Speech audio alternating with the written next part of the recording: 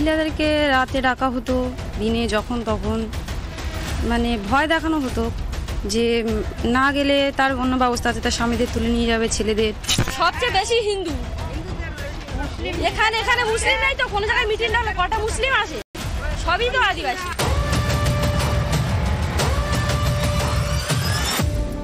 Police रोक रही है कि पुलिस का पोल न खुले। यहाँ की फोर्स केवल और केवल टीएमसी की एजेंट है। जो रक्षक है वो भक्षक का काम की है, जिसके वजह से आज कहीं न कहीं उस टीएमसी के गुर्गे के रूप में ये पुलिस भी आकर वहाँ जाने नहीं देना चाहती। आप लोग अगर सजग होती तो शायद ये ना होता। ये ममता दीदी की तानाशाही है। एक शाहजहां अभी तक अरेस्ट क्यों नहीं हुआ? रोकने की बजाय शेख शाहजहां को रोका होता तो ये दिन न देखना पड़ता है। ये बताएंगे कि ममता दीदी क्या कर रही हैं। ऑर्गेनाइज क्राइम चल रहा है, टोलेबाजी, सिंडिकेट।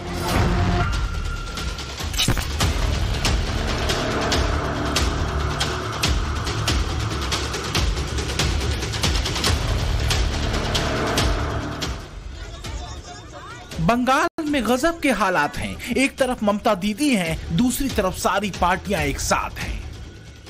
ऐसा क्यों है, इससे आपको बताएं उससे पहले ये 3 तस्वीरें एक साथ देखिए जो आज की हैं, सीधे बंगाल से आई हैं। फुल टाइट सिक्योरिटी, हथियारों से लैस पुलिस के जवान, भारी संख्या में पुरुष बल के साथ महिला पुलिस की भी तैनाती। सवाल सब पूछ रहे हैं, ये पुलिस वाले, ये महिला पुलिस का जत्था संदेश खाली में महिलाओं, बेटियों, माओ की इज्जत क्यों नहीं बचा पाया?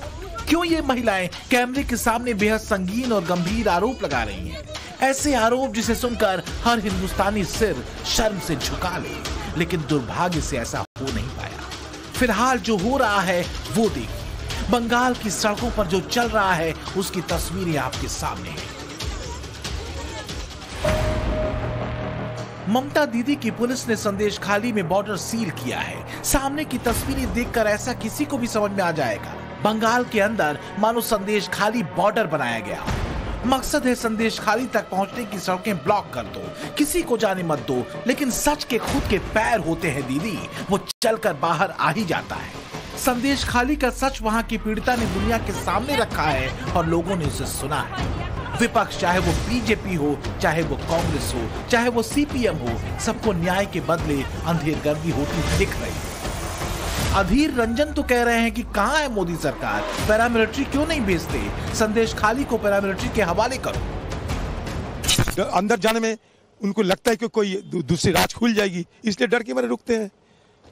ये अधिकार की बाहर काम करते हैं। हम कानून दिखाते हैं फिर भी वो नहीं मानने के लिए तैयार है। ये सरासर तानाशाही है। और क्या, पुलिस से इसलिए डर रही है कि पुलिस और मिली भगत सत्तारूढ़ पार्टी की जो क्रिमिनल सब मिलके ये इनके ऊपर अत्याचार कर रही है। आज से नहीं, महीनों से, वर्षों से ये चल रहा है ये सिलसिला।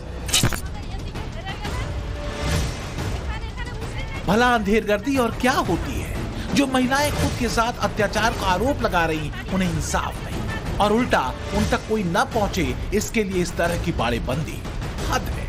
देखिए नवभारत संवाददाता अभिषेक राज की ग्राउंड जीरो से ये रिपोर्ट। कोई अंतर्राष्ट्रीय सीमा नहीं है, ये पश्चिम बंगाल के अंदर की सीमा है। यहाँ से थोड़े दूर पे अगर मैं आपको बताऊं तो बांग्लादेश का बॉर्डर जरूर आता है, लेकिन यहाँ पे ये जो सीमा बनाई गई है, ये सीमा जो है ये पश्चिम बंगाल के नॉर्थ 24 परगना की है। और इससे लगभग 4 से 5 किलोमीटर आगे जो है वो जगह वहां स्टार्ट हो जाती है जहां पर जो महिलाएं हैं, जिन लोगों ने आरोप लगाया था इस तरीके से, वहां पे वो जगह स्टार्ट हो जाती है। लेकिन यहां से आगे जाने की किसी को इजाजत नहीं है। अब स्टेप बाय स्टेप संदेश खाली की घटना को समझिए। संदेश खाली बंगाल के उत्तर 24 परगना में कोलकाता से 80 किलोमीटर दूर है। कई महिलाओं ने रेप और छेड़खानी के आरोप लगाए। ये आरोप टीएमसी नेता शाहजहां शेख और उसके गुर्गों पर लगे। एक्शन क्या हुआ? जांच पर जांच। और 3 दिन से ऐसे ही जांच पर जांच चल रही है। लेकिन विपक्ष कह रहा है जांच क्या खाक होगी, खाना पूर्ति चल रही है। जबकि ममता बनर्जी कह रही हैं आरएसएस के लोग हैं उधर। पहले दोनों को सुन लीजिए, फिर आगे की बात करते हैं। The time has come now. You rise. যদি মহিলাদের সাথে এইভাবে ব্যবহার হয়, মহিলাদের সাথে এইভাবে তাদের ইউজ করা হয়, आई थिंक এর থেকে ঘৃণনীয় কাজ কিছু হতে পারে। इससे ज़्यादा घिनौने काम कुछ नहीं हो सकता। I understand. সন্দেশখালী আজকে নতুন না, ওখানে আরএসএস এর একটা ভাষা আছে। 7-8 বছর আগেও দাঙ্গা হয়েছিল ওখানে, কতগুলো দাঙ্গা স্পটের মধ্যে এটাও একটা স্পট, মনে রাখবেন। इंसाफ तब मिले जब जांच सही से हो, उसकी बुनियादी शर्त यही है। लेकिन जांच सही से हो, इसके लिए जरूरी है कि जांच करवाने वाले की नीयत भी सही हो। नियत पर सवाल इसलिए उठ रहे हैं क्योंकि जांच से पहले अगर कोई ये कहने लगे कि उधर फला के लोग हैं या ढिमका के लोग हैं, अगर ये कहा जाए तो कौन सी जांच होगी, कैसी जांच होगी, ये बताने और कहने की जरूरत है क्या? लेकिन फिर भी जांच तो होगी और जांच जारी है। पश्चिम बंगाल सरकार ने कमेटी बनाई, बीजेपी ने 6 सदस्यों की अपनी कमेटी बनाई।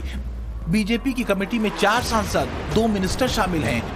Adhir Ranjan high level committee से जांच की मांग कर रहे हैं। सीपीएम भी पूरे मामले की ठीक से जांच की मांग कर रही है। मामला सुप्रीम कोर्ट तक पहुंच गया है। पीआईएल लगी।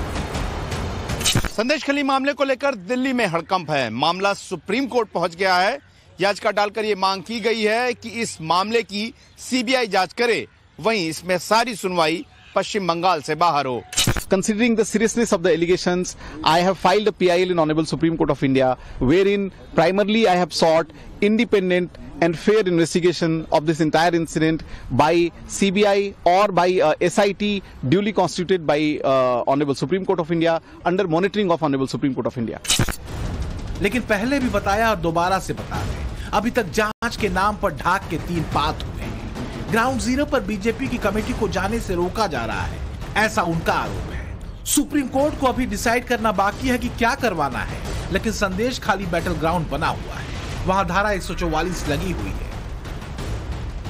पश्चिम बंगाल की पुलिस यहाँ पे खड़ी है, पुलिस खड़ी है, रोक रही है। यही मुस्तैदी शेख शाहजहां को पकड़ने में क्या होता। शेख शाहजहां के गुंडों के द्वारा जब बहनों को प्रताड़ित किया जा रहा था, वो जब गुहार लगा रही थी न्याय की, उस समय अगर सजग हुए होते तो आज ये समय, ये दिन न देखना पड़ता।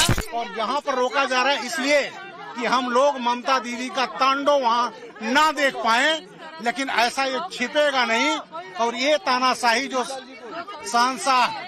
शाहजहां शेख का है, हम जाएंगे और ये बताएंगे कि ममता दीदी क्या कर रही हैं। ऑर्गेनाइज क्राइम चल रहा है, तोलेबाजी, सिंडिकेट। अब सवाल ये उठ रहा है कि आखिर बीजेपी नेताओं को रोका क्यों जा रहा है? अभी तक एक्शन के नाम पर क्या हुआ? आरोप लगाने वाली महिला के साथ अन्याय क्यों? पीड़ित महिलाओं की रिपोर्ट दर्ज करने में इतनी देरी क्यों हुई? आरोपी शाहजहां शेख कहां गायब है? और शाहजहां शेख को राजनीतिक संरक्षण तो नहीं मिल रहा। एक तरफ हंगामा, दूसरी तरफ न्याय के लिए भटकते पीड़ित, तीसरी तरफ जांच और कठोर दंड की बात की जगह पहले ही ये कह देना कि फला इलाका तो उस संगठन का है। ये सब क्या है? और सबसे बड़ी बात, आरोपी शाहजहां शेख कहां गायब हो गया? जमीन निकल गई या आसमान खा गया? कोई तो जवाब देगा। और जवाब फ्लोर ऑफ द हाउस में क्या मिला, उसे फिर से सुन लीजिए। আপনারা জানেন জীবনে আমি কোনো অন্যায়কে কোনোদিন প্রশ্রয় দিইনি, এবং আমি ইনিশিয়েটিভ নিয়ে স্টেট কমিশন পাঠিয়েছি, আমাদের অ্যাডমিনিস্ট্রেশন পাঠিয়েছি, 17 জনকে অ্যারেস্ট করা হয়েছে। এবং আপনারা দেখেছেন যারা মুখে মাস্ক পরে পরে ছবি তুলছে, ধরাও পড়েছে বিজেপির কর্মী, কিভাবে তারা বাইরে থেকে নিয়ে এসে একটা এলাকাকে অশান্ত করার চেষ্টা করেছে। আগে টার্গেট শেখ শাহজাহান, ওকে টার্গেট করে ইডি ঢুকলো, তারপরেই সবাইকে বার করে দিয়ে তারপরে ওখানে আদিবাসী মাইনরিটিদের মধ্যে ঝগড়া লাগিয়ে দিল। आज की तारीख में संदेशखाली में ममता सरकार अकेले है। कांग्रेस हो या सीपीएम या बीजेपी, सब एक तरफ है। शायद इस वजह से मुद्दा बेहद संगीन है। आरोप लगाने वाली महिलाएं भी कहीं न कहीं टीएमसी के काडर से जुड़ी रही। आरोप लगाने वाली महिलाएं पावरफुल नहीं, आरोप